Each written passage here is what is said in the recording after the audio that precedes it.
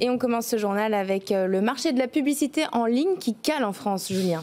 Exactement, Rebecca, un ralentissement de la croissance au premier semestre selon l'Observatoire de l'e-pub. La publicité en ligne est en hausse de 5% par rapport à l'année dernière, une performance bien inférieure aux 17% de 2022. Les raisons, l'inflation, la crise énergétique, les tensions sur les chaînes d'approvisionnement.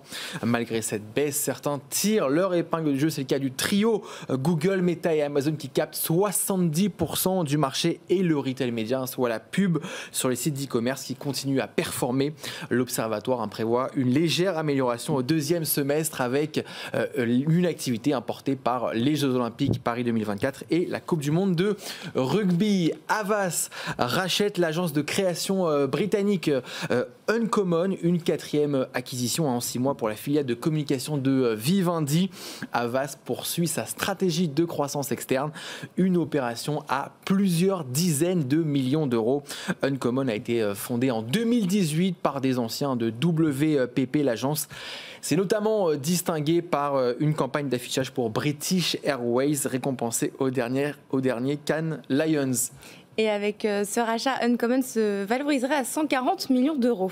Delphine Ernotte, la présidente de France Télé, a présenté sa stratégie à horizon 2030. Exactement, la décennie à venir sera déterminante pour la présidente de France Télévisions et pour la télé publique. C'est ce qu'elle a déclaré lors de sa conférence de rentrée. Parmi les grands chantiers, la plateformisation des contenus de France Télé sous la bannière France.tv, le traitement de l'information avec notamment un JT dédié aux 12-18 ans sur les réseaux sociaux, et le renforcement de son rôle de service public avec une place importante donnée aux émissions politiques. Et puis pendant cette conférence de presse, Delphine Ernotte en a profité pour appeler à la réconciliation avec les chaînes privées.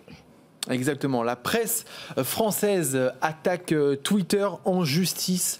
Le Figaro, Les Échos, Le Parisien, Le Monde reprochent au réseau social de ne pas les rétribuer au titre des droits voisins conformément à la directive de l'Union européenne. Les quotidiens français réclament à Twitter les données chiffrées pour déterminer le montant de la rémunération qui leur serait due. Selon Les Échos, une audience doit être fixée en décembre prochain. Et comme chaque semaine, on termine ce journal par notre campagne chouchou, par la campagne validée par Hebdocom de la semaine.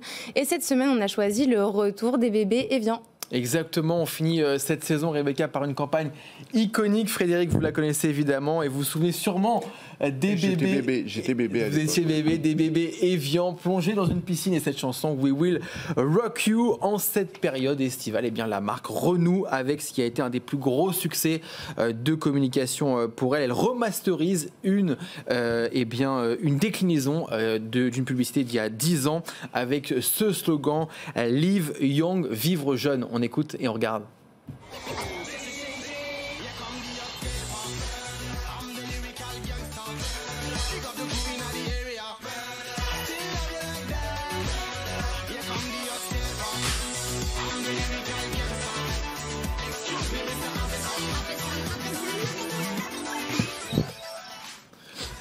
Voilà, Evian veut révéler la jeunesse qui est en nous. Ces spots seront déployés à partir de la semaine prochaine en télé, en digital et en affichage. Elle a évidemment été conçue par une certaine agence qui s'appelle BETC. Voilà. On ne connaît pas du tout. Pas du tout. On n'en a jamais parlé.